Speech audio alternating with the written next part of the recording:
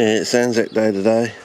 I've got my hat on now, not for the sun, but just to keep my head warm because the chill's coming off the Antarctic today. I've done another walk in the box sort of thing.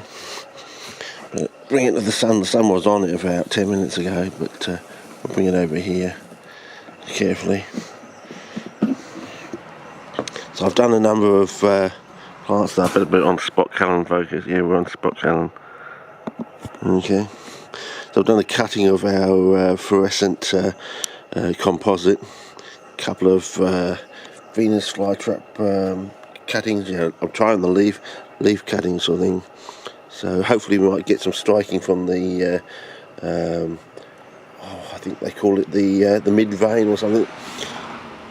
Can't remember now. It's been so many years. Two types of moss, the usual moss here and there sort of thing in there, and this zinc loving gutter moss that also grows under the zinc signs along the roadways, if you've never noticed that. I've put in a composite there to take. I put in a dandelion to take.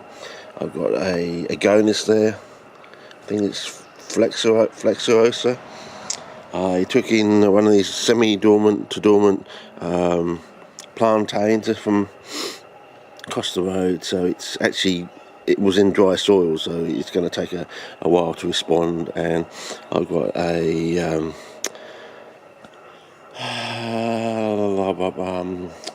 yeah, lost my train of thought. Okay, I've got a medicago over there. I've got a sprig of mint there because they strike fairly easily.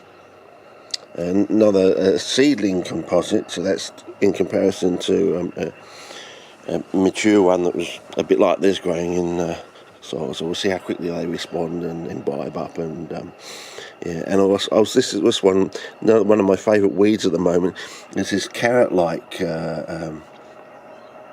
one that is quite salt tolerant of salty soil sort of thing, and it's quite a swamp lover, like this other one here that I said seems to grow in sort of like rosettes and then moves across like a running rhizome.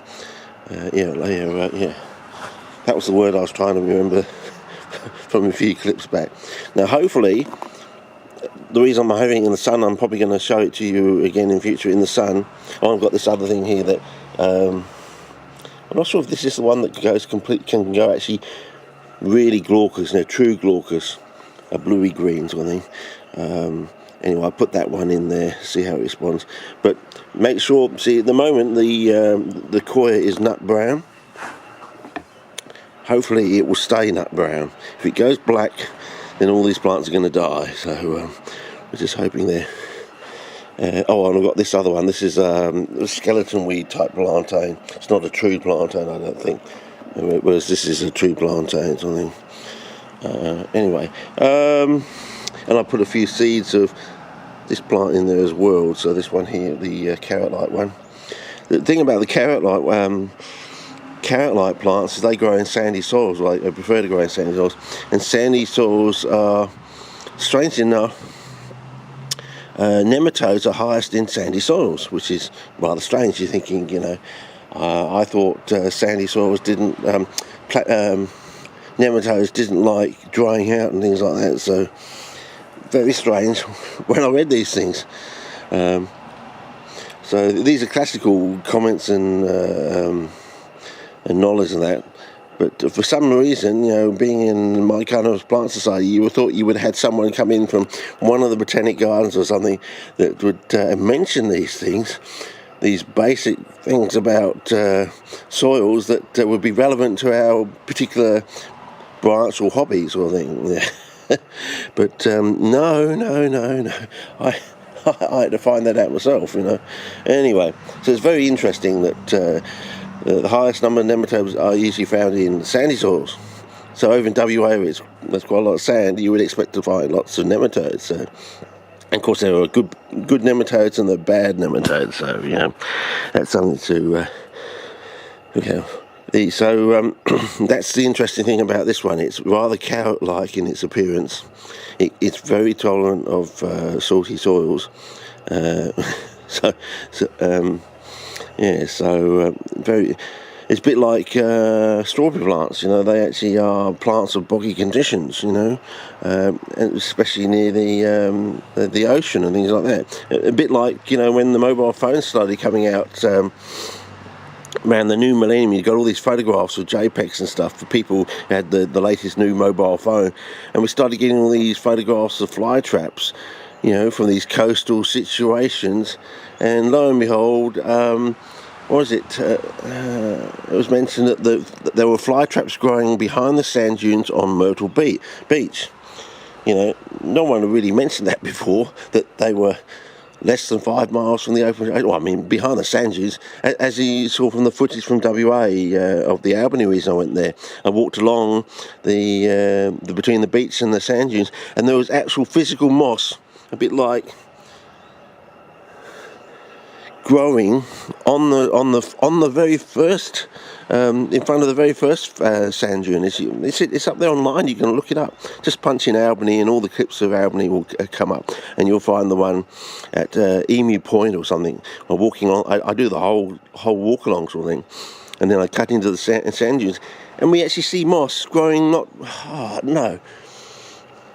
15 feet from the open ocean, I think it was, about 15 feet, maybe 20. Very short, with it, I mean, you can see the ocean, you turn around, you can see the moss, and vice versa sort of thing. Very strange that you wouldn't expect moss to be able to grow that close to the open ocean, but then again, it's Albany, and I show you a true Albany woody bush, But anyway, I thought you'd be interested in this and see how we go. But as I said, the key point I want to make sure is to see whether the nut brown stays nut brown. If it does, I think we'll be in. And then we can, if all this starts going well, I'll then try and transition into a new form of tissue culture using this technology sort of thing. So, yeah. Anyway, we'll see how we go. I thought I'd put in a whole load of stuff and see how we go. But we had Alec came round yesterday. That's my next door neighbour, and I took him over there and showed him the prototypical, I don't know what you call it, Davitron, I suppose, and got him to have a go, reversing Newton's third law to crank it sort of thing. And he's an ex-architect, you see, and he had no problems with it. He thinks, yep. So he's a bit shy as well. He's fun. He's quite a character, and I find it so easy to make him laugh, sort of thing. And apparently the on button and thing is quite fine now if I press it hard enough. I've obviously got rid of whatever it was I was playing around in previous years. It got stuck in there or something. Maybe it was the continual pressing of the button in WA to keep the thing going that's sort of helped along the way. Sort of thing. I've worn whatever was in there out, sort of thing. Or the fact it's gone through a fallow. A season until now before I've used the cameras. It sort of sorted itself out, I don't know, but anyway, I find it's so easy to make him laugh. Well, before we retired it was. I mean, it's a little harder now, but he's retired and sort of thing, and he's working so hard on his house to transform it, sort of thing. And he's a little shy though, so I said to him, if you're willing to come and get in a video with me during the initial mock up with things, demonstrations, things like that. That will give you like a free ticket to the awards ceremony. So I'm sort of luring him, tempting him in out of his shyness, sort of thing. Hopefully, so in order to do that, he has to actually appear in a video with me, something. And then after that, I'll go around and see Stuart Ahern. Oh, he's going to love this. Stuart Ahern, he's my bench builder, and I think I still owe him for the archway. I think so. I said, so, might as well, whatever. He's going to absolutely love this, because he's a school teacher. He's got, he probably is an ex-school teacher now. Into what do you call it? We used to have a thing at school where they do all the woodworking and the metalworking. He's basically one of those sort of teachers that does the woodworking and metalworking in the classes. So he's actually going to love this, I reckon. if he's still teaching in the last couple of years before retirement, he might get his kids in his class to actually make little mock-ups. Try it, because I know that Warble's on a lot. He was trying things out, test demonstration rigs or something using pop magnets. So I reckon once he's seen how I do it, I'm going to ask Warbles on a lot to try it again using his pop magnets, using the same principle, and I reckon his pop magnets will actually work now. I mean, once the principle how to get it to work, and using Newton's third law, or particularly Newton's laws in reverse. I mean, I always wondered how did he choose 1, 2 and 3? Why 1, why 2, why 3? And of course, I've suddenly figured out, because I said, his rules always talk about a body at rest, and then they talk about a body in motion. They don't talk about going from rest to motion. And suddenly I realised, yes, he does, but he's very understated. It's the order of his laws, of course. If you want to get a body at rest to go into motion, you've got to go 3, 2, 1 in reverse, sort of thing. So look out for that, how we crank the wheel. I've already shown you roughly how you do it, but I think Alec was pretty impressed with that, because I got him to do it himself. I said, can you feel the force there? And I said, now do this. And of course the wheel started moving, and I think he was pretty impressed. I said, because he's an architect, of course, so he's fully trained in that. You got to do. I mean, I think you have to do 5 years to become an architect. It's like being a doctor for houses, sort of thing, and buildings, sort of thing. And of course, they also have that seal. Of course, they put their stamp on something, and of course, if something goes wrong, it's like I have more respect for that architect in America who said, no, my architectural stamp was on there, I have to go to jail, I have to face the punishment. And I got more respect from him actually owning it than, I mean, I really do expect that person, that architect who said, no, I'm going to prison because that was my thing, that was my bond, sort of thing, my honour, sort of thing. I made a mistake, and he's welcome in my house anytime. I really respect. I respect him more now. It's like a soldier returning from the battlefront, sort of thing. It's sort of like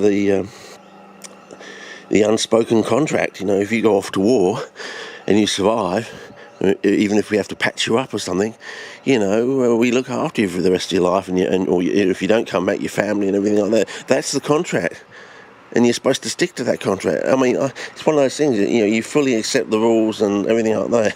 I mean, it is Anzac Day I'm talking about this one. I've never heard my grandfather's voice, so, basically I can do whatever I want in life. I said I wanted to do music and I wanted to do carnivorous plants, but it looks like I'm going to end up doing something else pretty amazing. But anyway,